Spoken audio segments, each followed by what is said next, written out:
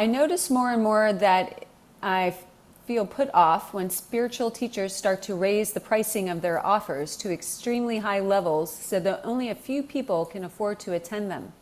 Some years ago, I also felt when a medium and a healer, which are two different people, started to sell and promote supplements in direct marketing. I suddenly was no longer attracted to their work. I know that this may have something to do with my own challenges to set up adequate prices for my own spiritual work. I would like to know your take on this. Okay, yeah, so this is a good one because I feel like this is really coming up for, this imprint, this collective imprint is really coming up in big ways for the collective of humanity, and the human collective template, if you will, or human collective matrix body. So, as well as our own, within our own ancestral imprints and soul imprints as well, right? So it's a big one because all that is ready to transcend and transmute within the collective body of humanity, right? Within each and every one of us, within Gaia, within all beings, anything that is no longer holding, or is still holding, we'll just say that, the frequency bandwidth of separation is up for renewal, is up for transmutation and dissolve so that we can, together as a collective, move into the higher octaves of consciousness, right? We can come back into a flow of unity, having gathered all the goodies and nuggets of these lower vibrational frequencies of fear and scarcity and not enough and so forth. So in relationship to the question, what I would say to this is, again, there's not one way to bring forth an answer, but an insight on this is, well, one, okay, there are many insights flooding in simultaneously here. So organize yourselves. The first thing that flows through is that we're moving into the system of creational energy, right? We're moving back into the awareness, into the witnessing, into the freedom, into the sovereignty to really come into a place of, feeling into and feeling safe with and feeling okay with bringing forth and putting a value to whatever it is that we're creating, right? So if I'm putting forth and creating, let's say, a painting, for instance, right? And I'm putting all my energy and my love and the creational flow into it, and I feel these collectives of angels are coming through, and I can feel, the profundity and the igniting frequencies and codes that are within this painting, and I'm so excited, right? I'm so excited for this painting to be birthed and to be expressed, and I feel into and I allow myself to allow for the painting to speak to me, right? To share with me, what is your value? How do I honor and hold you in the highest and the most exalted state of your expression here? How, it's a challenging exercise to participate in, right? Because maybe there is no value that one could find that would match this, right?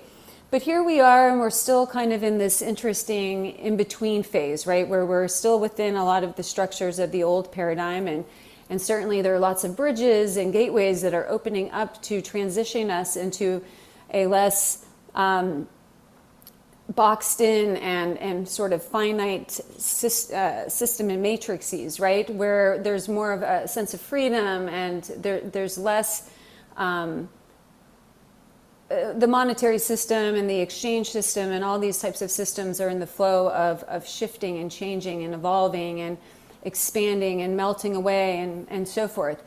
But right now we're in this in-between phase. So we know that this painting has someone who is going to magnetize to it, who's going to find it. And so we feel into it and we come up with a price, right? And we put this price forth for this painting and it feels good. And we feel like, okay, this matches the frequencies of creation that I've brought forth into this. right? And we put it out there, and inevitably there are going to be certain people that feel like, oh my gosh, like I can feel it, right? They can feel the frequencies of this painting. They feel a sense of deep resonance with it. They get excited, they see the value of it, and they see that what it's being priced at, and they're, oh yeah, like this makes sense, right? It may not make sense for them in terms of what they can afford right now, but they can still experience the beauty of the painting and appreciate it, right? And then there may be some people that really don't feel in resonance with it at all. And so they come into contact with the painting and they almost feel like, ugh, like how could this painting be priced at this price? This is absolutely absurd, right? But really, the beauty is in the eye of the beholder, right? We've heard this statement so many times before. And so really, it's just, it's not always a match for us, right? A course is not always going to be a match for us. What someone's offering is not always going to be a match for us. So I think what I'm hearing in this from the highest self that brought forth the question is allow it to be an opportunity to really get curious with, okay, why is this triggering me right now? What is it within this, what is it within this that that is triggering to me? And I think you've already kind of answered it within the question, right? Because part of it is, I know that I might have something to do with my own challenges to set up, prices for my spiritual work, right? It's like, I think there's some nuggets in here. There's some opportunities because, and again, this is such a great question because there's so many layers and there's so much depth to it. And I feel like as I zoom in and kind of open it up, what might be within this is a lot of the religious program and societal programs that have been put in place to diminish spiritual work and diminish a lot of the different types of energy healing and modalities, and this is how my guidance comes through. They're called pious imprints, right? Or martyr imprints, whereby, it's expected if you are a spiritual way sharer, teacher, or doing something, in way of this, that it really is not meant to be met with a monetary compensation. And albeit I'm not suggesting that that the person who brought this question forth is consciously aware of this type of program that's running, but it's very much a big part of the human collective imprint. And so even if it's not a part of our own personal assignment to play this out and to go into the greater depths of how it might be imprinted within us, it's on the periphery and it's constantly beaconing into, and even more so now that we're going through this big wave of ascension, because those who were and are responsible for creating these programs are ramping them up even more now, right? They're ramping them up because they're like, oh my God, look at all these people awakening, all these healers, all these profound star seeds and light seeds and source seeds. They're awakening right now, and they're going out there, and they have the power within them, the power of light within them, the source within them, to turn on the source within others. Like, let's ramp it up. Let's ramp up some of these programs, right? So I think there's lots of things, that are coming into expression in this. And I think one of the golden opportunities is, where can I get comfortable and where can I let go of a lot of these programs and limitations and, which are riddled in all different types, not just, piousness and martyr programs and things of this nature and self-sacrificing programs, etc., but also unworthiness, programs and also persecution programs, because there have been a lot of lifetimes that a lot of us have experienced where, upon bringing our gifts to the forefront and assisting others and creating an exchange, lots of different institutions, I don't want to keep calling out the same ones, but they are at the helm of a lot of it, came in and, did all sorts of interesting things, and of course we know we're not the victims. We are eternal beings of pure radiant source light who've come in to experience lots of different things, bringing different codes and assisting humanity. Yet a lot of these timelines and, the endings of these timelines were not pretty, right? So there could be some of that woven into there too. And so I think the same could be said with when we see a healer or, a channel or someone who is promoting, a product line, let's say vitamins or an energy healing modality or something, right? It feels, again, it's like we've had these programs, and a lot of them are programmed subconsciously, where it's like, wait a second, that doesn't fit the matrix mold of you're an energy healer and you're bringing this forth, right? There's all sorts of programs that have been woven in to create this system of where we think that's, that you can't mix the two. You can't marry the two together. One is, over here and one is over here, right? And again, it's, I think a lot of these people and healers, they find certain things that have been really helpful and assisting for them on their journey, and or the people that they've been, assisting and working with, and they're excited about it, right? Now, all that to say, here's another thing. Let's add another layer into exploration with this, right? Everything is getting really pristinely clear and transparent right now. And I know that sounds contradictory at times, because if we pay attention to, what we're seeing out on the roads or in the stores, and, and if one should choose to go on the news, but there's that too. There's a lot happening, right? Because there's massive reorganization taking place. So, it could be looked at as chaos, or it could be looked at as reorganization. And I think the two are one and the same for the most part. So there's all this going on, but the more and more of us that are practicing our daily practices and bringing forth our intentions of, right?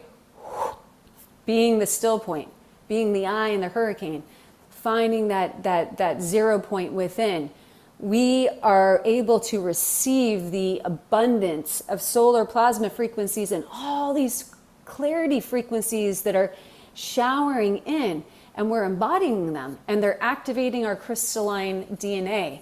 And in the activation of that and the embodiment of that, everything's getting really clear.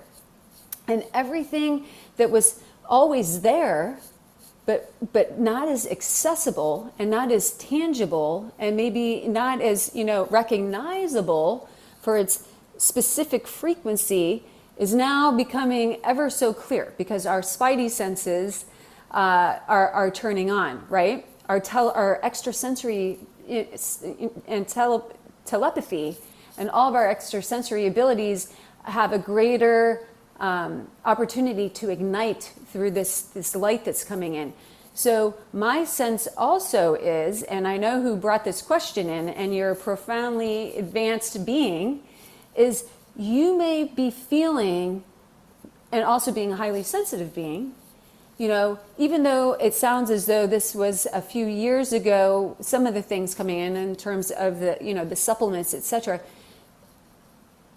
you're feeling the intentions of this particular person, perhaps, or you might be feeling where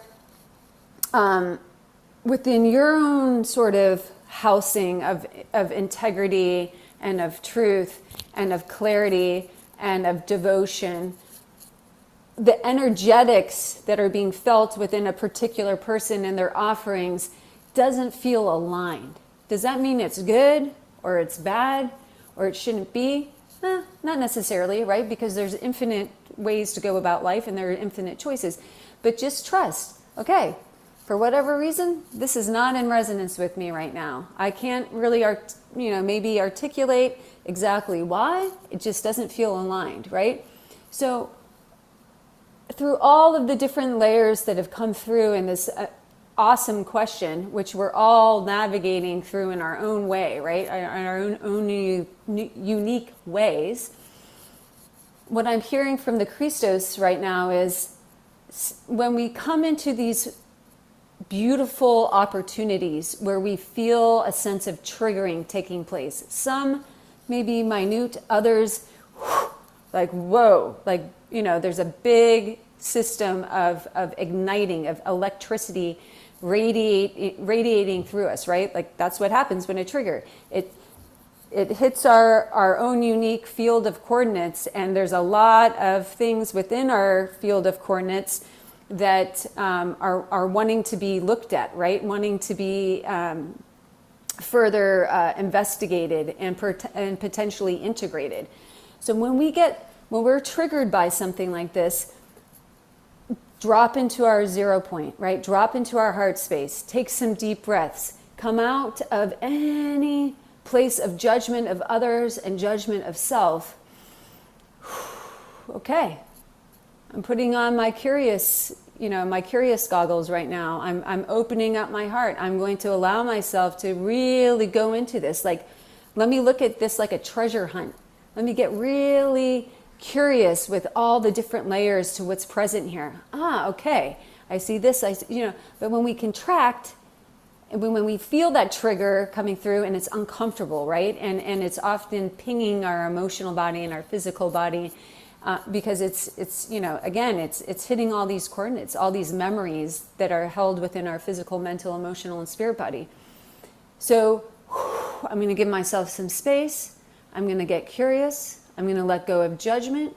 I'm going to open myself to looking at all the different facets that are present here so that I can really come to a deeper place of compassion for myself, compassion for others, and greater clarity. And how can, and what more can I explore or participate in, as the invitation here?